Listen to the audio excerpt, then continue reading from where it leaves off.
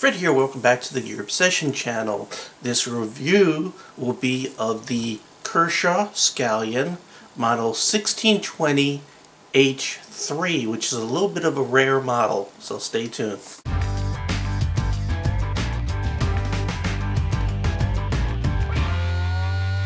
Here's the front of the packaging of the 1620 HC Kershaw Scallion. Some of the things, well, before I begin, I'd like to state that you're not going to find this model on the Kershaw website. And I went through a lot of forums and interweb sites, and they basically seem to indicate that this particular model might have been distributed just among some big box stores such as Walmart and Dick's Sporting Goods. And I got this at Dick's Sporting Goods, and right now Walmart's not listing this knife. So it's kind of rare, kind of hard to find. Now, I love the way Kershaw's packaging is right now. Before I open this up, I'd like to state a couple things real quick. One is that a lot of Kershaw knives are not made in the US, and there are some that are, and Kershaw makes it very easy for you to see which ones are made in the USA. Right there. You'll see that on the packaging. Other things, they don't hide the blade material like Gerber may. They let you know the handle material. They make it clear the warranty, whether it's assisted opening or not. The pocket clip, the whether it's a liner lock or frame lock. They put a lot of useful information on the packaging itself, especially for those of us that like to collect knives. So a lot of good information, dimensions and weight and everything is right on the packaging. I figured I didn't want to waste your time watching me unpackage this, so I went ahead and did that. And even then, I'm wasting a lot of time. Okay. Go ahead and set these items aside. And first thing I want you to see is that it is a liner lock. And that's about where you want a liner lock to be out of the box. Really good. And there's no play. Back and forth, up and down, out of the box. So that's very good. So let's go ahead and get this review moving. As with many Kershaw knives, this is a Ken Onion design, and it's sort of size-wise fits between Ken Onion's Leek and the Chive as far as size and design go. The handle material on this particular one is a anodized T6 aluminum, but there's many others out there. There's like at least 10 other models, some made out of the scales are GFN, which is glass felt nylon, and there's also a stainless steel model that has a frame lock. Now this particular model is liner lock, and most are liner locks of this series. The weight is 2.3 ounces. Size when it's closed like this is 3.5 inches. The blade, let's go ahead and pull back a little bit here, is deployed using two methods. Either with the flipper, I'll go ahead and use that liner lock to close it, or the thumb studs. Now the thumb studs are dual purpose. You see that they're also a blade stop. That's what comes against the scales here and prevents the blade from going any further than it is, and it also helps it lock up really good along with that liner lock. Nice tight lock up. This blade, it's as you noticed, it's an assisted opening blade that utilizes a torsion bar. Kershaw trademarks that as something called a speed safe, but it's a bar basically that goes from a point within the blade to back here, and it sort of will move back and then start bending and build up tension, and then when you get to a certain point, that tension starts pulling it in, so it holds it in. So yeah, that's why I guess they call it speed safe. Cutlery Lover actually breaks open one of these Kershaw knives with that torsion bar. You should check it out, and you can see how it actually is designed. The blade itself, as you can see, is a drop point blade. This is a Recurve plain edge. They do make versions that have serrations. The blade material is very important here. It's 428C. A lot of people will slam this knife because it's only 428C. And this coating on here, this is DLC, that's diamond-like coating. Let's go ahead and take a close look here. So you can see the writing on there. There's no date of birth. Kershaw used to put the date of manufacturing on their blades, but it looks like they've stopped doing that. And you can see it's clearly made in the USA. So let's talk about 428C. Buck is another knife company that's known for using 428C on a lot of their knives. The steel is softer before it gets its heat treatment done, so it makes it easier on the manufacturers to stamp out the blanks that make up these blades before they do all the work on them and then heat treat them. The 428C has just enough high carbon, the percentage 0.5%, to be considered high carbon steel, hence 428C. And it's considered stainless steel because it has just enough chromium in it, 13%, to be considered stainless steel. So it just meets those two standards. But with the proper heat treatment to this steel, if it's done right, it should perform closely to 440A or AUS6 steel. This will definitely take a razor's edge, this type of steel. Let's see how it is out of the box. So you can see it comes very sharp, as most Kershaw knives do out of the box. The downside to 428C steel is that it's not going to hold the edge as well as the more expensive super steels of today. The HRC, the hardness of 428C, is between 56 and 58. One other thing about the blade, this particular model puts these 3 cool holes in there. Makes the knife look prettier.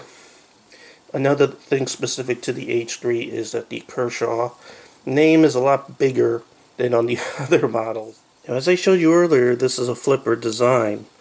Now, this flipper, when that knife deploys, is now here.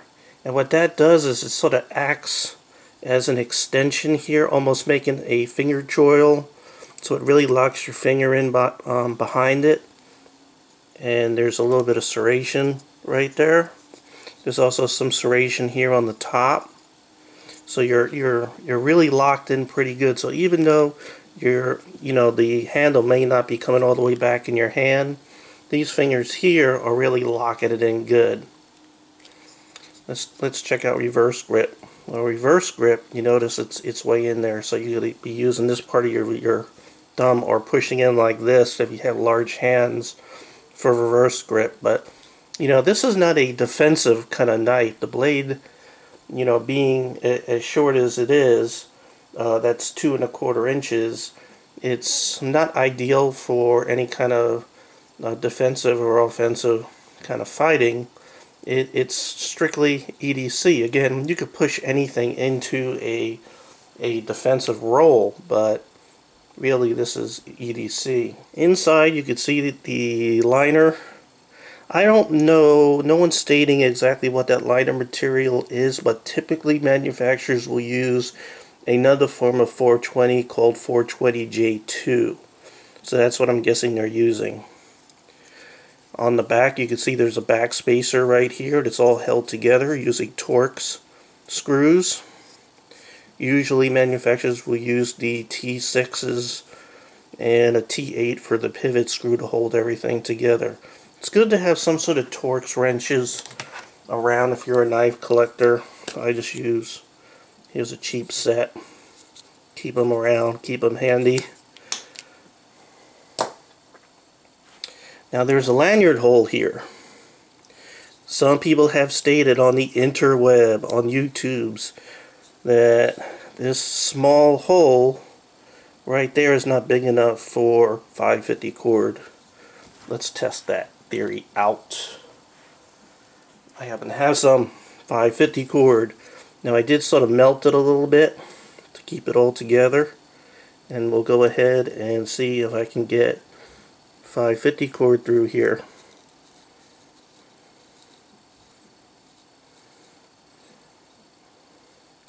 So it's a tight fit, but you can do it. There's 550 cord. So if you're one of those people that love to put lanyards on your knives, it is big enough. Just go ahead and, you know, use a flame, a match or whatever. Melt that down really good so it doesn't, you know, start flaring out as you're trying to put it through the hole.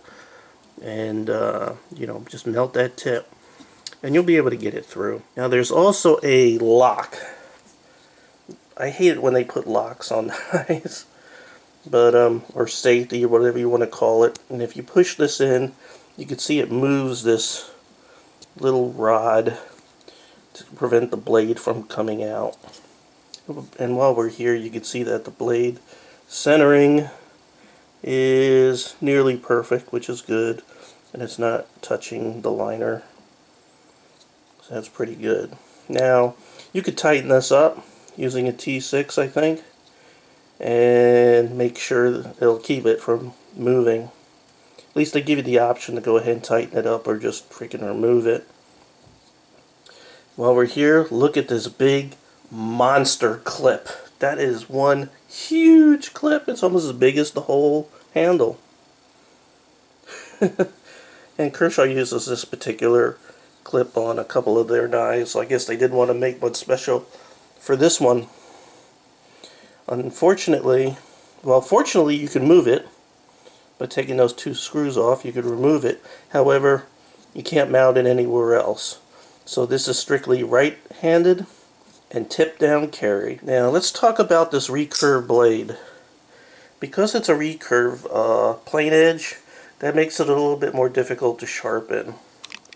I was watching some other people's reviews, and they sort of explain that when you're sort of reaching over here, working your blade as you're going down your stone, you're going to have to sort of keep this parallel with the forward motion as you're going down, which is kind of difficult, especially for the beginner sharpener.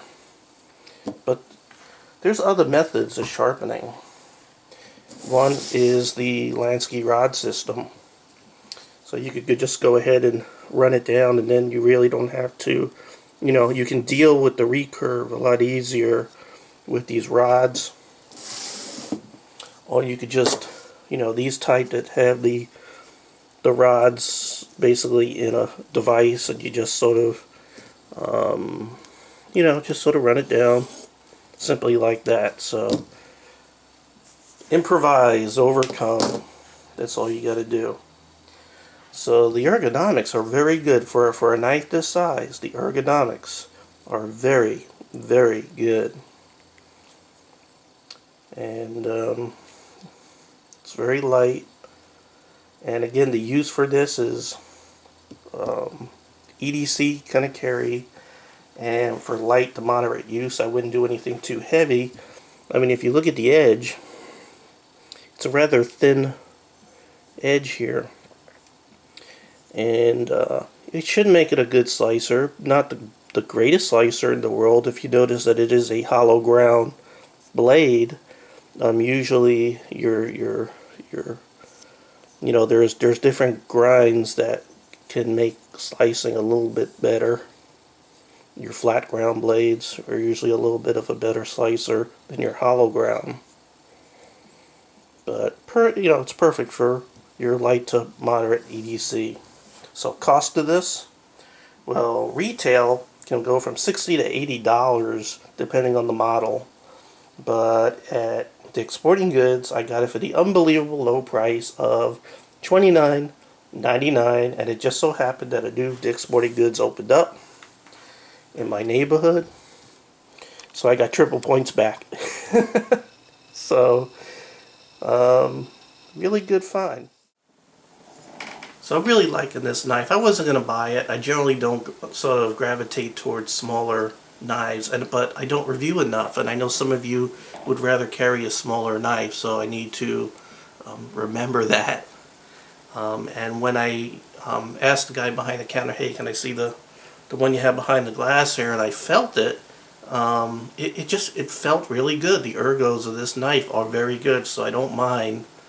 Really, I don't mind owning this knife. And again, these are very collectible because there's so many different versions of them, different colors, different materials, different blades, serrated and not serrated. If you like to collect, this particular model is very collectible.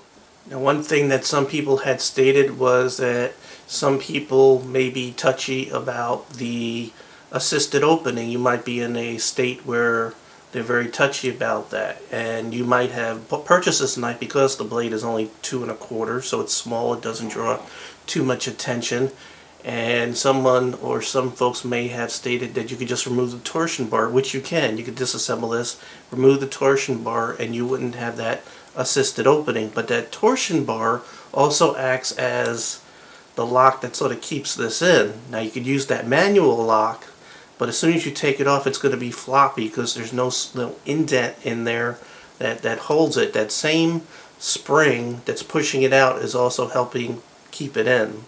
So removing the torsion bar, it will sort of dork up this knife.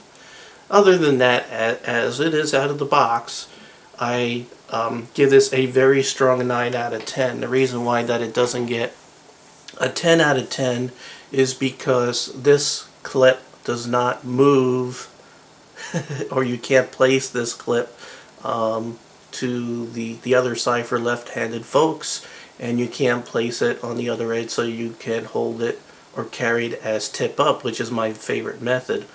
So I'm going to go ahead and carry this over the next couple of weeks, just see how much I really like it. If something comes up that really would warrant me to change my mind about my rating, I'll go ahead and get back to you. Man, that thing just pops out quick. It definitely deploys fast. It's nice.